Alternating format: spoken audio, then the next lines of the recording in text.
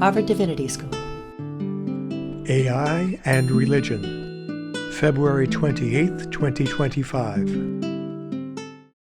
So I am excited to introduce the fourth panel of today, talking about AI and religion. And so I'm going to do bios with an updated bio for Jen, because I took it off of your Merkle website, which obviously has not included all the work you've done at the UN. So that's good. So today, for the fourth panel, we have Brian K. Smith, is the Honorable David S. Nelson Professor and Associate Dean for the Research at Boston College's Lynch School of Education and Human Development, and a professor in the Computer Science Department. He recently co-led a discussion at the Builders Artificial Intelligence Forum in Vatican City on fostering AI expertise within the Catholic Church. Dr. Smith holds a PhD in Learning Sciences from the Northwestern University and a BS in Computer Science and Engineering from UCLA. Jen Louie, who we all already know, but leads the UNDP's efforts in AI and trust and safety, and is an affiliate of Berkman Klein Center at Harvard. She's the founder of the Moral Innovation Lab, co-founder of Spiritual Care Partners, and previously led integrity and policy teams at Facebook, Meetup, and Google. Her Harvard Divinity School research explored how technology shapes moral futures. Jen speaks globally on tech governance, online risk, and moral innovation. Thomas Arnold is a research associate in the Tufts Human-Robot Interaction Lab, where he studies AI ethics, moral norms in human-robot interaction, and gender in robotic touch. He has developed ethics curricula at Tufts, co-organized the Coding Caring study for AI 100, and serves as program lead for AI and Faith. He is completing a PhD at Harvard's Committee on the Study of Religion and is co-author of Ethics for Psychologists, a Casebook Approach. And then finally, Greg Epstein is the humanist chaplain at Harvard and MIT, advising on ethical and existential issues. He's the author of Good Without God and Tech Agnostic, which was named 2024's Best Business Book of the Year by Porchlight. A former TechCrunch ethicist in residence, Greg has written for Time, MIT Technology Review, CNN.com, the Boston Globe, and the Washington Post on technology, ethics, and secular humanism. So please welcome them all. Thank you. Thank you, Pearline, for those bios. So, together in general, we have been bringing together some humans. I want to note that there are no AIs speaking today. It has all been humans. Everyone we've had a very wide range of backgrounds. I would say that we are disproportionately academics, or people with pretty close ties to academia, people who are doing research, people who have done degrees recently. This panel narrows that focus even more, as all of our panelists have ties not only to the work of academia, but also to religion or religious studies. In the case of Jen and Greg, those might be, right, we'll talk about what the definition of religion is and what their religious beliefs and views are. I think you'll hear people's views evolving, which is interesting, not just within the context of technology, but also generally. It is no surprise that at the Divinity School's AI Symposium that we are having a panel on AI and religion. But I want to highlight, especially in the vein of religion in public life, how religion can permeate other, perhaps all facets of life. And our panelists here today are bringing those rich experiences that include religion without necessarily having it operate in the foreground. With that, I'd love to start with Professor Smith. Thank you, Jim, for coming over to us from Boston College, for crossing the river. You recently attended the Builders Artificial Intelligence Forum in the Vatican, as Pearline had mentioned. What was that experience like? What is the vibe in the Catholic Church around AI right now? Hello. Hi. Everyone. So thank you for that. Thank you for the invitation to be here. What a great group of people in this panel. So recently I was at, I guess that was October, at a meeting at the Pontifical Academy of Sciences in Vatican City. The Pontifical Academy is the oldest science academy in the world, as it turns out, which is sort of interesting because it is in this place that few people can really get to. That particular meeting was called the Builders AI Forum, and what it did was it brought a group of software developers who primarily work in sort of Catholic Christian applications, right? So there were people like Longbeard, Exodus 90, Halo, right? People who are right, software companies that essentially really do have a mission of we are either trying to do evangelism, we're trying to do education, or we're trying to do spiritual support for people who are, broadly Christian, but certainly some of those people were Catholic. And so I guess I should say, so there were the specific companies that were working on those things. There were a group of other people, obviously priests and others, who were there sort of representing kind of what are the church's views. Academics were there, and then there were other companies, Microsoft, Hewlett-Packard, representation from large companies that are not necessarily tied to religious applications, but they in fact provide so much support that you have to sort of speak to them to think about where are we going to actually deploy our applications. So largely it was how do we build an ecosystem that would be supportive of, again, supporting the Catholic mission through software, understanding that we need to collaborate with others, some of those people being academics, some of those being industry, some of those being the church itself, and how can we set up the sort of the terms, the kind of relationships that we need to do to actually foster that. So I heard earlier, right, as people were talking about this idea of how do we work with Nathaniel from Andreessen Horowitz, for instance, talking about sort of the partnering, right? There was a lot of discussion about that. How do we essentially partner as organizations to try and do things that make sense, but that also fulfill the Catholic mission, because we were in Vatican. So that could be other religions as well. It just turns out, right, this was in Vatican City.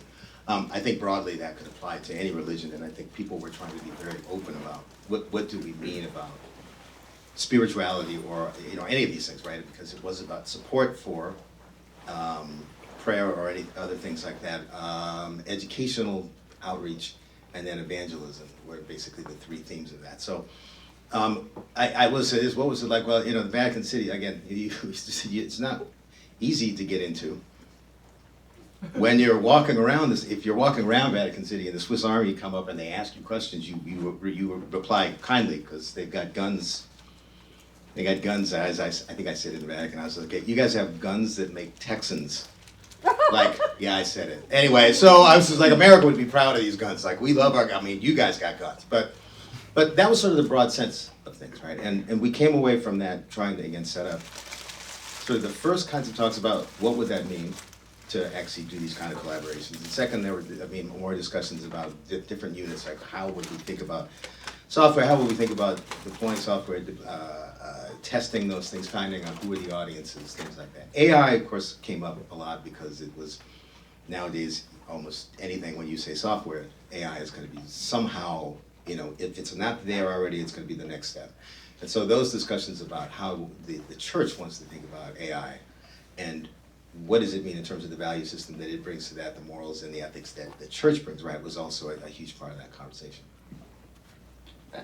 Super interesting, and I think this might come up a little bit more later, but also just for context, how did you get on the assignment to go on that trip? Man, I have no idea. Some of these things have been just sort of this weird fluke. I don't know if you know this, but like on November 30th, 2022, something happened. And I guess it's just, I think for a lot of people, right, ChatGPT showed up, and as people started to realize, hey, I've worked in artificial intelligence for a long time. Let's just say a long time. And yeah, John earlier said expert systems, and I was like, yep, I remember that kind of stuff. And so I think it was partially just the nature of the work, and then as people started asking questions, then it's word of mouth, and people eventually, because I should actually say, like this Boston College, if you don't know, we are a Jesuit institution. So that's the other connection, was that many of the academics who were there were generally, they were either from divinity schools or they were like a Villanova, us, Santa Clara, right? So the schools that tend to be Catholic universities. Awesome. Thank you so much. The next question is for Thomas. I know that you have done some work, you've done a lot of really interesting work, but some of your work has been focused on AI and faith. And I was wondering if you could just give us some context onto how that became an area of interest of yours, what's motivating that? Thank you for that question, because I've been waiting to report this biographical detail for decades. This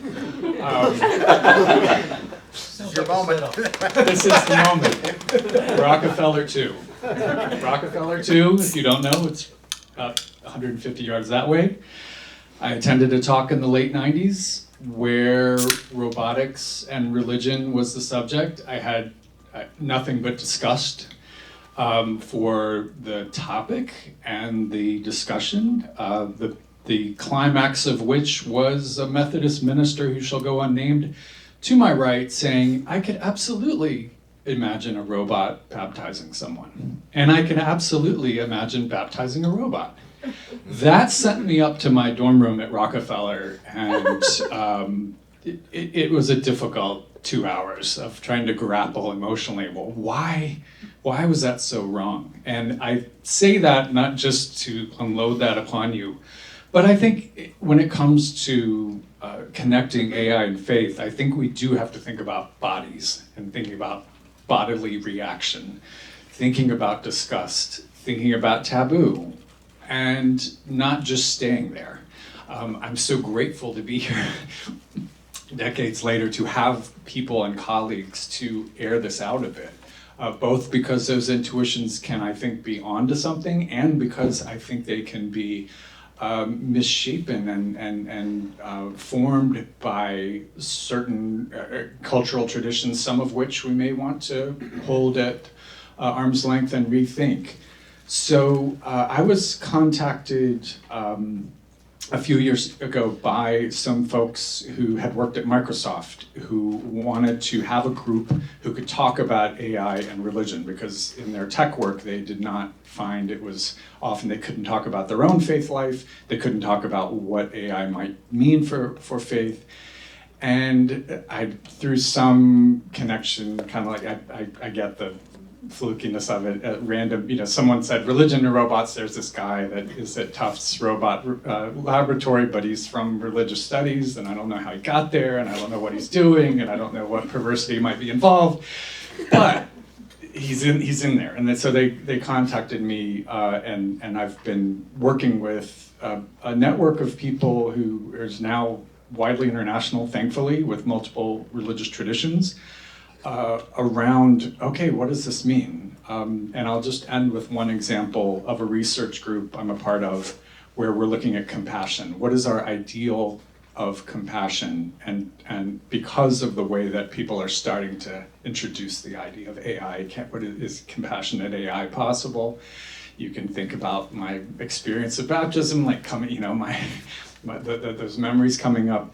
But we have thinkers from Buddhist tradition, Christian tradition, Islamic tradition, thinking about, okay, what is our ideal? What is the ultimate form of compassion? And let's get that on the table, because that's going to inform what we end up judging as deficient or sufficient when it comes to the implementation of these technologies. The next question is for Greg. So for Greg, we may or may not use the term religion or religious to describe what he does, but factually we can say that he is the humanist chaplain for Harvard and MIT. He is a graduate of this institution as well, so we have a lot of ties to HDS here today. And Greg, why did you become a chaplain?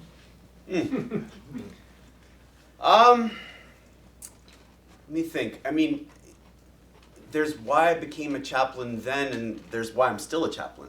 I'm not sure that the answers are the same. I became a chaplain because Harvard had a humanist chaplain. And it had one for about 30 years by the time I arrived here, almost 30 years at least. And I had spent my life to that point fascinated by religion, but I wasn't religious. Fascinated by community, but I didn't really have a community to call my own until I discovered this thing that is called humanism, which is sort of an organized movement. Sometimes organized movement feels generous. It's sort of a semi-organized movement of people who are trying to live. I'll do the branding. Good without God. It's they're trying to live well, to emphasize meaning, purpose, ethics, community, compassion, without ideas of a supernatural, etc. And I loved the idea, and I wanted an interesting job, someplace to actually put that into action. And when I met the late first humanist chaplain here at Harvard, one of the first in the world, the first day I met him, I was like, that's what I'm doing with my life. You're going to be my career counselor. And indeed he was for a few years, until he hired me as his assistant, and then ultimately I succeeded him. But I'll just say that the reason I've stayed a chaplain, because over the years I've learned enough about myself and what was really motivating me at the time, some of which wasn't all that great or all that pretty, to have bailed on this many times over. And what keeps me in the role, I think, is the idea that I believe in the word humanism is particularly apt because we're only human. Because we're mortal, we're gonna die, and we can't control that unless you believe that AI can, which I think is a really dangerous belief. And we do so much better when we pursue some kind of pro-human, loving, compassionate meaning in our lives. And it can be hard because there's so much meaninglessness, so much anti-human sentiment in the world that pushes back on any effort that we might make to like actually affirm ourselves in one another and do good for ourselves and one another. And so it's a really, I'd like to think of it now, it's kind of like a rebellious choice. It's like pushing back against the rock. The rock is eventually going to smush me, but it's very meaningful to push back on it, and especially to find other good people to push back on it with. As Camus would say, we find real joy in that. Greg has written a book. When was Tech Agnostic published? Tech Agnostic came out about 100 days ago or so, Okay. 110, 20, something like that. Pretty fresh off the printing presses, which come up a lot, I guess. And the full title is Tech Agnostic: How Technology Became the World's Most Powerful Religion. Would it be fair to say that your interest in technology precedes your interest in sort of humanism and chaplaincy? Has technology been a long-standing interest for you? No, and why it desperately needs a reformation. And that's key. The last 100 pages of the book are about. I'm an atheist in my professional life, right, and in my personal life too.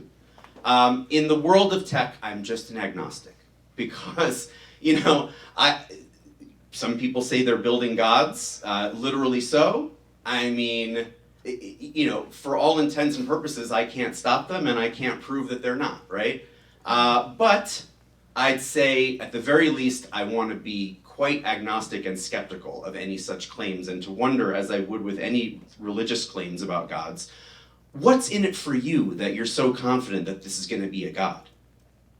And so desperately needs a reformation. What I'm looking for is not to eliminate tech any more than I'm looking to eliminate religion. I'm looking to improve it. I'm looking for us to critique it so that we can build something much more humane. Jen, so your background is a lot like mine in that you had worked in technology, and then you came here to Harvard Divinity School to do the same degree program that I'm currently doing. And when we were just talking earlier, you mentioned that you weren't religious when you came here. So why did you come to Harvard Divinity School? Yeah, I kind of mentioned this in the past. I think it's funny. My friends actually questioned the same thing. I would say that when I came here, my friends, especially in tech, were like, "Is this your come to Jesus moment? Like, are you okay? What happened to you at Facebook?" I was like, that's a good question. Good questions. Yeah. And I do think that, I was was a little burned out. I look at the underbelly of the internet, right? That's so much of the work that I did. And I look at the ways that like people are terrible to one another on the internet. And I think and I felt like I was trying to help people be like from harm and being victimized, and then I'm like, oh no, this problem keeps getting bigger, and I don't know if my contributions to it are the right contributions if the problem is getting worse. And I mentioned this in the previous panel, and so I think I had these kind of existential questions, and I thought maybe I should go just take some time, and I thought about pursuing philosophy, but it was friends of mine, Casper and Angie, who were here, and I had these big questions, and they were like, actually, like maybe that's more about like a practiced approach, and maybe you should really consider divinity school to explore these questions. And I'm like, oh, I don't know, like is this a place that like, and so they offered me the opportunity to apply for special student, which is what I did, and that was fantastic. So those of you who don't know about this program, I highly advise that if you're not planning on becoming a religious scholar, and you're not sure if you want to do a full degree program, that being a special student means you can kind of come here, study, choose whatever you want. There's like no requirements, and it gave me some time. And the reason why I ended up going for the Merkel, ultimately is because I needed more time. I felt like I just skimmed the surface of what was intended to be a pretty transformative experience for me. This was such a different pedagogy and approach to my learning experience than what I had prior. I'd been so acculturated to a tech way of thinking about things that it was such a delight to be challenged, to feel into concepts and to really question like the ontologies with which I approach problem solving. And to also being in such a supportive and loving space that would allow me to be wrong about it. I think there's actually not a ton of room in the tech space culturally to admit when one is wrong. That's also part, I think, of the reformation that's needed. Like, how do we get into shifting out of hubris and into humility and have that be a virtue? And I love being here because of that. And just before we move ahead, you mentioned that during your time here you did, or at least right now you have become more religious and you're on somewhat of a religious journey. I was wondering if you could speak to that briefly and maybe a little bit on how it intersects with your past in technology and your thoughts on technology. Yeah, the crazy thing is I thought that maybe divinity school would teach me how to be more religious. It just kind of taught me how to question and interrogate religion more aggressively. So I think that's why I consider myself an aspiring like Buddhist, Quaker, atheist at best, because half the time I get like part of the way down and I'm like, oh no, wait, in practice this is really working, like, and so it's hard for me to fully like, just like, I guess, surrender into it. And then maybe that's not really meant to be the relationship that I have with religion, but there are things that ring more true to me than ever.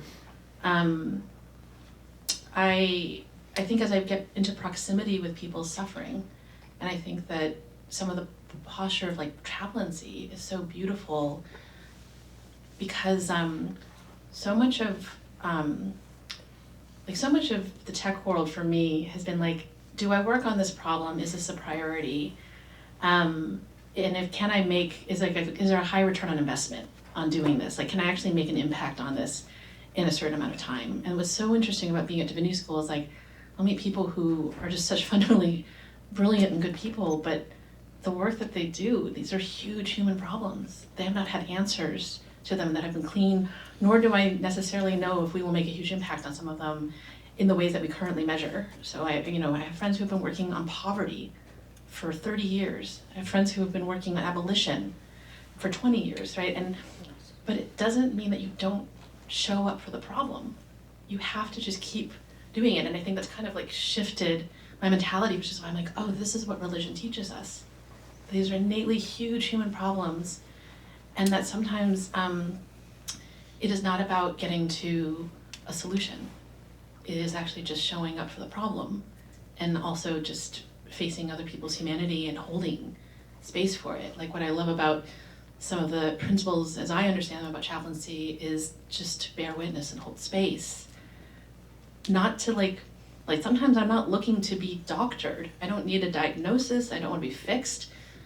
I want to be doulaed. I want somebody to hold my hand and say, this is a really hard problem, but you are not the first one to face hard problems, and that whatever it is that you were meant to be birthing, or like even for death doulas, like whatever it is we are holding space for, that I'm here to be with you in that, and to acknowledge like the hardness of it and the pain of it, but also the immense like possibility and joy and human part of a character building that comes out of it. And so that's why I think I find myself drawn increasingly so to being more religious, if we call it that, but certainly more spiritual, because if that's what I was meant to learn here, then I think I am all the better for it, and hopefully I can take that into my posture towards like solving, or like working on people's problems, not solving them. I know amongst our panelists we have a range of different, perhaps we call them ontological stances on the nature of God and divinity, but would we all agree that some people believe in God or divine beings? Is that a reasonable premise to use for a question? No objections? Okay, so given that, how do we deal with questions around whether there might be a divine nature to something that we create, a human creation? I'm going to use the term AI really broadly. And you could think of maybe large language models, but you could also think of speculative future technologies that might not exist yet. How do we deal with the questions people will have about, well, is that thing conscious? Is that thing God even? Like, how do we practically deal with that? Because it seems like it's, and please feel free to disagree with this if you don't agree, but it feels inevitable that some people are going to be asking that question and concerned about that. All right. First of all, I just want to start by saying that, working for the United Nations is really beautiful, at the very least two, and so you and I should switch jobs for a week or something. Just write a little piece about it. We'll have fun. Okay, so I'm not sure to the extent to which this audience, or any audience that I speak to, is aware that there is a tremendous amount of discourse in the AI world about AI as God. I'm not sure how much div school people are paying attention to that, but there's just reams of information spent on it. Just to give you a quick example, there's a book called AI Snake Oil, which is by two leading Princeton scholars of AI, Arvind Narayan and Sayesh Kapoor. Very good book. It's about what AI can and can't actually do. But on their blog, AI Snake Oil, which sort of led up to the book, they had an article around the time of the launch of their book in September-ish that was essentially, the title of the article was, AI companies are pivoting from building gods to making products good. And I thought, well, okay, I have to admit that does sound good to me, if you have to pivot. But, we do textual criticism here at Harvard Divinity School, right? If you have to pivot, if you're the largest or the most influential industry in the world today, and you have to pivot from building God, there has to be a lot of God building going on, right? And, in the early chapters of this book, I cover, like, people who are decamillionaires, people who've made like $100 million or more in AI, who are literally starting religions to worship God as AI or AI as God. There's a guy named James Lewandowski who filed made $100 million. Trump pardoned him before he went to jail. He filed the paperwork to say, this is my formal AI worship religion with the United States government. And I could go on. So what I guess I would say is, yeah, that's happening, as you say, right? People worship God. Some people are worshiping AI God. The rest of us are sort of implicated in this now. It's a big social question. What does it mean for us, and what do we want to do about it? I would say, if you come to Harvard Divinity School, you might do so because you have a deep spiritual faith, a deep interest in religion, but not a willingness to worship every single religion, right? You still make distinctions between which religions are worth worshiping and which ones are not, which gods are true and which gods are false. And I just say, there's a lot of question raising that we need to do about this one in particular. So My starting point for that question, to take it back to robotics, is the first experiment I got involved in at the robotics lab, which was robotic protest. The experiment was to have a human participant instruct a robot to build a tower or to knock down a tower. One of the conditions of the experiment was to have a second robot next to the tower and have the participant enter the room and have the second robot put the last can on the tower. At which point the participant was supposed to say, please knock it down. That robot would say no, and have different conditions, different levels of protest. One of the conditions, this is a Now robot, if you've seen kind of a cute robot about 3 feet high, we were able to have it simulate crying upon being asked to do that. Then, of course, we ask afterwards what it was like. And it really affected people. Even when you tell them, this robot has no programming in it other than yes, no, move left, move right, knock down tower. You tell them that. But watching the simulation brings out reactions that I don't think we would want to extirpate from our conscience, because it's tied to recognizing pain, it's tied to recognizing suffering. And so if Silicon Valley wants to start talking about robotic pain, my first reaction is, wait a second, we've really got to talk about ourselves and what's going on, and how aware we are of manipulation and exploitation that a machine can generate. When it gets to the level of being a god, we're almost too far down in some ways to get enough traction to say, what is knotted up, similar to my initial reaction to baptism, what is knotted up there that really needs to be taken in a more granular way? So, I think a lot of it is the hype business model, and God is the most ultimate term you can exploit. And so and while I do think, I've been thinking a lot about Feuerbach and projection of human ability onto deity and the way we do that with machines. And I think there are just a host of interesting questions, as Greg raises in his book.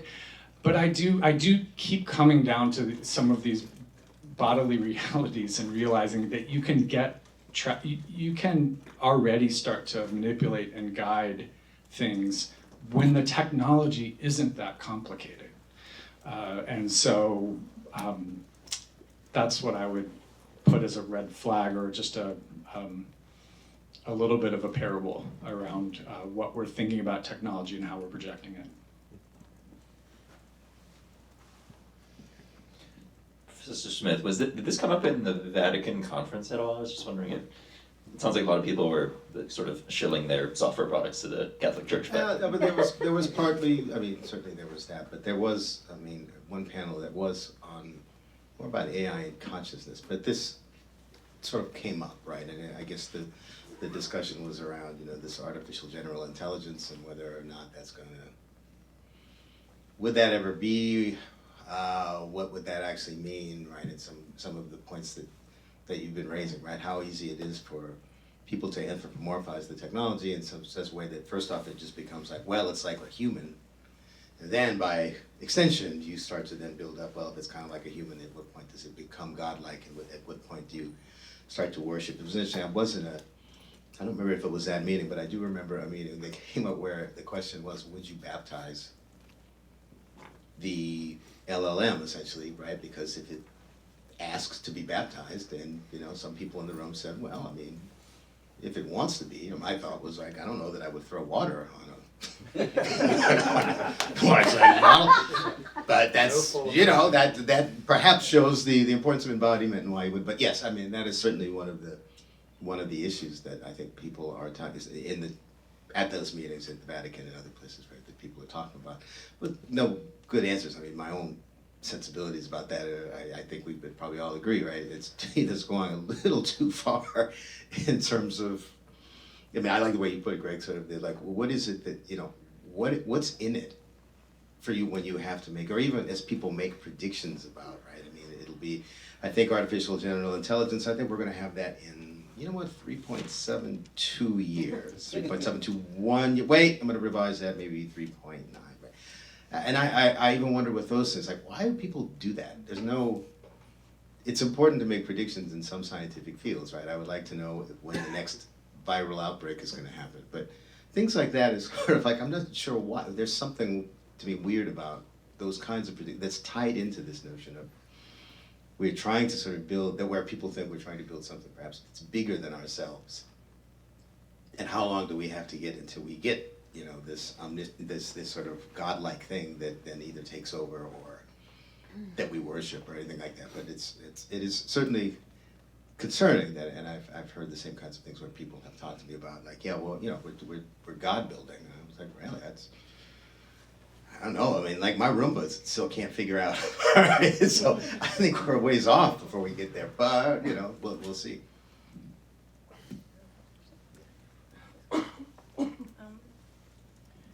I guess I'll just acknowledge that I'm just really uncomfortable with the question a little bit,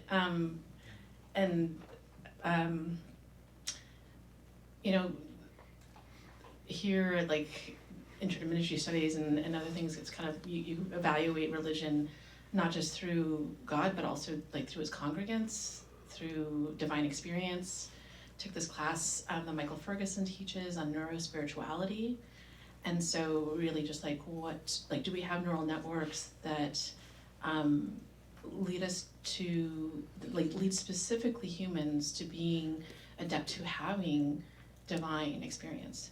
And that kind of shifted my also perception about whether or not I could even believe whether like AI to, I think it can make approximations at this point or evoke response, but there's still a part of me that likes to believe that humans in our divine mystery are receptive to divinity in a way that I'm not sure if I can fully ascribe yet, but partly because it is part of this divine mystery. It's like so hard to articulate when we kind of went through histories about how people have tried to approximate even putting into words what is divine experience.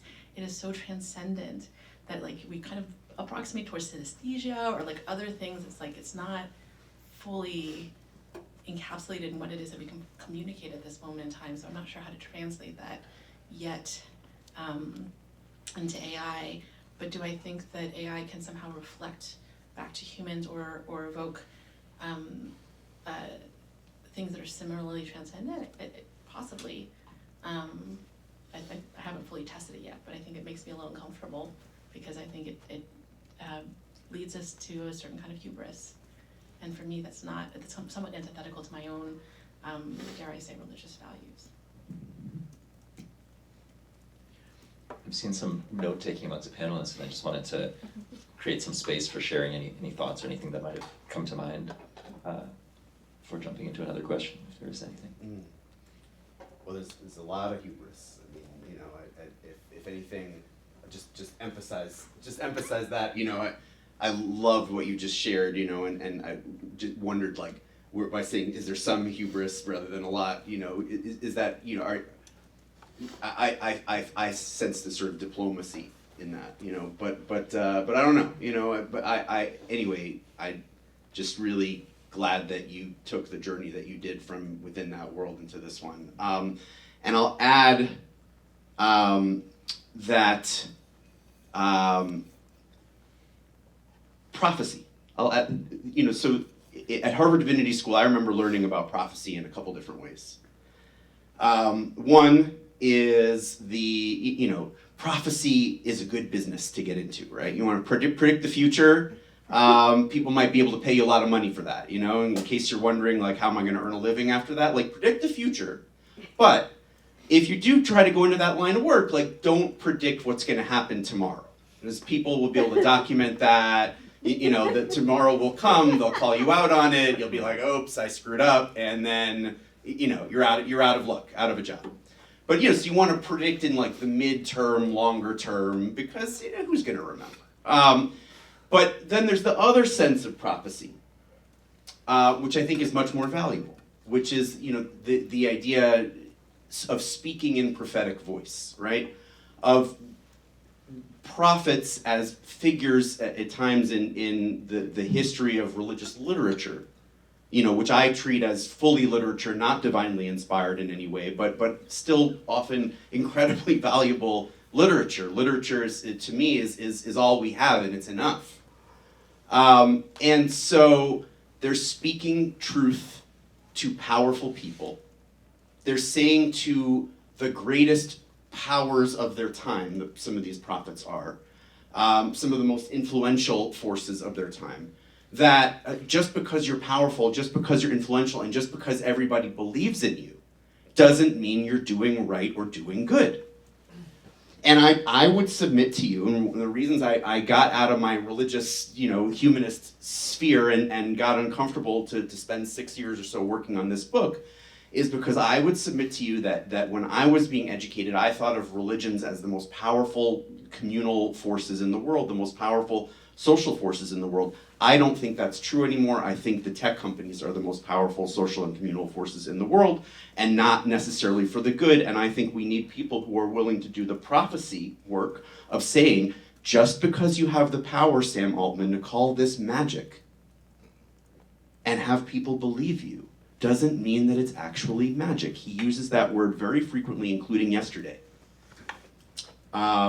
Or miraculous. He used the word miraculous from the dais in Memorial Church here when he came here last year, I believe. So, yeah, we need that kind of prophecy. I'm going to ask a question, and I'm going to heavily qualify the question. So the question is, how might we use AI for good in the context of religion or adjacent to religion? And the qualifications are, as an HCS student, I don't know how to define religion particularly well. It's very hard to define. It's even harder to define good. People have many different notions of that, and oftentimes people's notions will be directly in opposition to one another. And it's also a little bit tricky to define AI. So with all of those qualifications, I would love to hear any thoughts that people have. And the force behind this is I think these conversations tend to get, we often get pretty negative, and it feels like the default path is a lot of really dystopian things happening potentially, but I think it's always nice to hear what might be more of an optimistic and a positive take as well.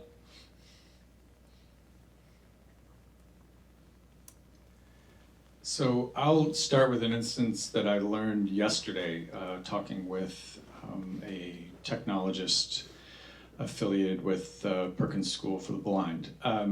And it's the blurred background on Zoom. I don't know if you're familiar with the blurred background on Zoom. Many of you may use it. I use it. And her point was that was designed initially for lip reading improvement. So it was already an effort for accessibility that then moved out into a wider sphere of convenience, assistance, what have you. The more mundane example being curb cuts on the road. When they were initially done, they weren't meant to be as convenient as they are now. It wasn't foreseen, but by emphasizing accessibility and harnessing the kind of insight and perspective of those who were being marginalized and not considered, it opened up a horizon that wasn't there. So for me, a lot of the folks working in tech and disability studies are doing the really phenomenal work of showing and kind of guiding the reflection on technology by pointing out that it always has implicit abilities and implicit lack of abilities in its pursuits. It always has suppositions about who's being considered, whose bodies are being considered. And in the case of a curb cut, there's an example I often cited. If you know me, you've probably heard me talk about it in Pittsburgh, the delivery robot that blocked a curb cut while there was a woman in a wheelchair crossing the street. It had no idea what a curb cut was, and really endangered her life. So that's the way technology can impede and obstruct when that perspective isn't taken. When it is taken, I think we can see, and I wouldn't necessarily enshrine AI with it, but I think we can start with certain machine learning applications, certain more rudimentary things, good old-fashioned AI that might use, whether it's expert systems or logical inference or something like that. We can think more expansively about where the opportunities are, and we can think more critically and historically about where have insights come from, and when have people not thought about congregants in the social media sphere, and how much damage has been caused when that isn't taken. So I would say there's a rock to push. I would say I'm optimistic necessarily, but I would say that it's there if we gather each other's insights, challenge each other, and keep imagining.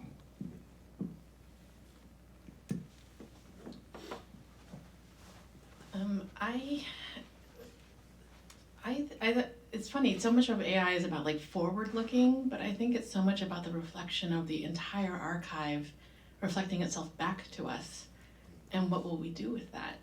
And so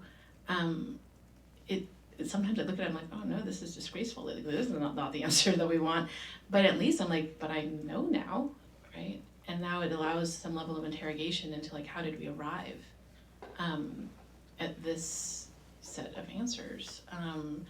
And so, yeah, I kind of want to take a more historical look at what is AI actually reflecting back to us on our own humanity, and the decisions we've made, and the fallacies in those decisions, and not have the hubris believe that like this is reflecting only goodness, right? That, but it also offers an opportunity for us to then really interrogate: do we want this trajectory, or do we want to completely dismantle it, or shift our posture toward it, or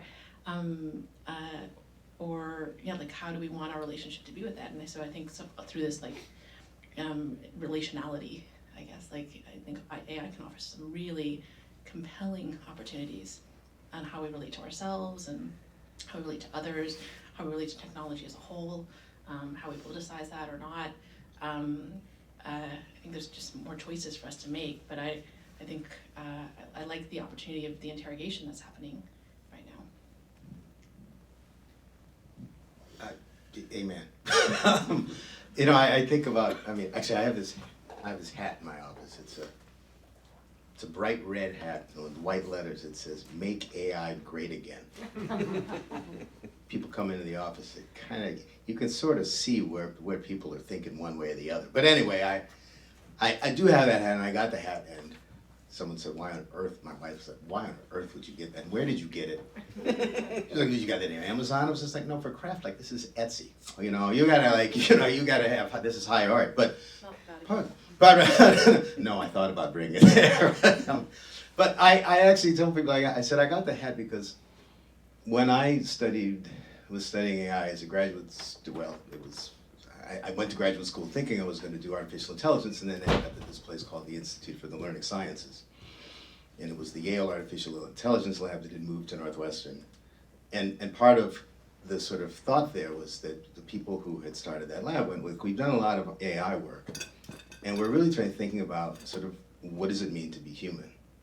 And in doing that, we've learned enough about sort of what we think we've learned enough to learn about learning. Could we apply that to humans in this sense? And so it's kind of like John earlier, I'm very much in the ed tech space now, which was then how can we develop systems that might use AI to actually improve or better the ways that people can learn in and outside of schools.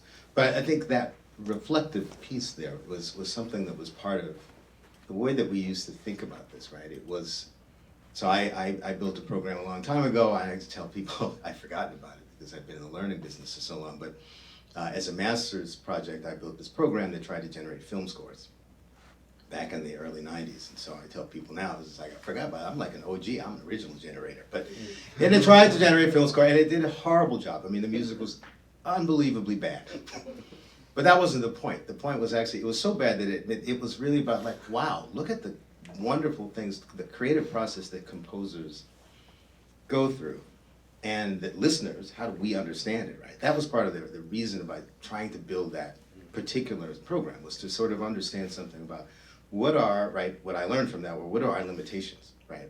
There are not our limitations, but what are the strengths of composers, of humans, of human creativity, and look at how bad machines perform. And then I would try to refine that and go, now I've learned some things, and you try to iterate and you sort of try to make those things better. But it really was, I think, for myself and sort of a lot of my colleagues at the time trying to think about those things that are uniquely human. And when you try to model them with a machine, you suddenly realize, like, wow, we are pretty good. We're much better than we thought, and that appreciation of what it meant to be human. So I think that's certainly like one of the things that I miss, right? I don't see that as much in a lot of more contemporary work, and I try to sort of do that with my graduate students today. And the other, I mean, just to build on what you were saying earlier about the idea of curb cuts, there are, I believe, 20 AI institutes, large institutes that are funded by, I'm going to do it. There used to be an organization called the National Science Foundation. They were a great organization, they really were. I worked with them, I was a program officer from 2017 to 18. I was what's called an intermittent expert. Greatest title I've ever had. It was sort of like, wait, I got it. Oh, now I'm done. All right. 2022. Right. And I funded projects in the Division of Research on Learning. 20 AI institutes, 5 of those are dedicated to education. Of those 5, 1 is at University of Buffalo.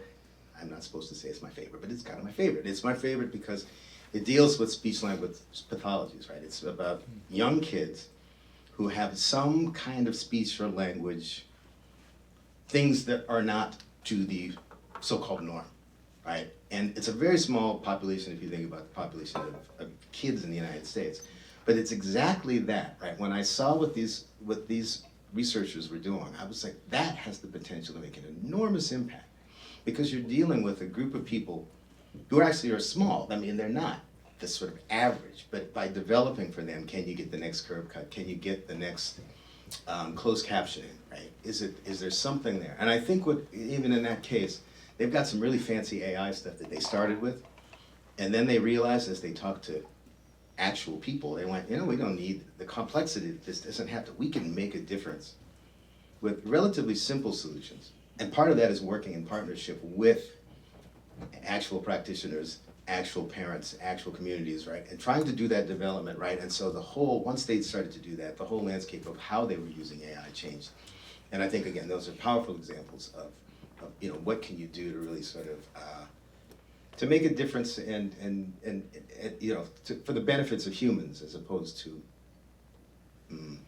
magic and miracles. I think religion to me has been the most clear when it is applied to the most marginalized and the most oppressed. Like there's a moral clarity that comes to like what it means to be of service. That when it's full of entitlement and other types of things that like religion can also be used for terrible things to justify terrible actions.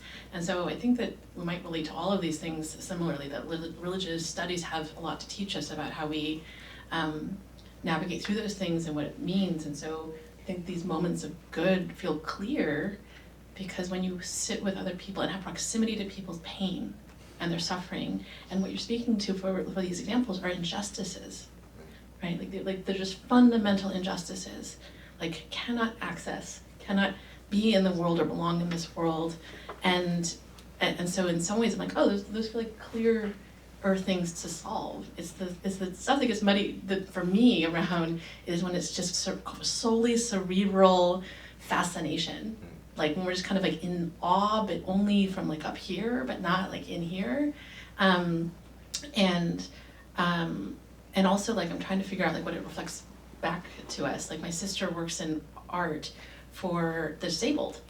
And we were trying to figure out like, well, AI art, as valuable as like human art. Like, and for her, there's something about the people she works with who are trying to share their interior lives because they're not legible to the world in other ways.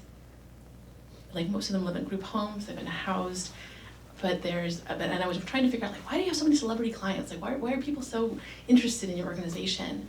She's like, I think it's something about, like, there's a soul to it. Like, people see their interior lives reflected back, and it's about a relationship to this artist that they have that reflects something about themselves in relationship to it. I'm like, and I'm not getting that from AI art yet. And so there's just something about, like, oh, like I think there's religious lessons in this. I think there's also just, like, how do we understand spirit and soul, and yeah, like, what does it reflect back to us? But I think when it's clear to me that AI has the potential to solve enormous problems, should we apply it towards the lens and center injustice and try to solve for that? It is less clear to me when it's like just purely fascination. Not to say it's not possible, though. I'm just like just less clear to me ethically. Thank you all.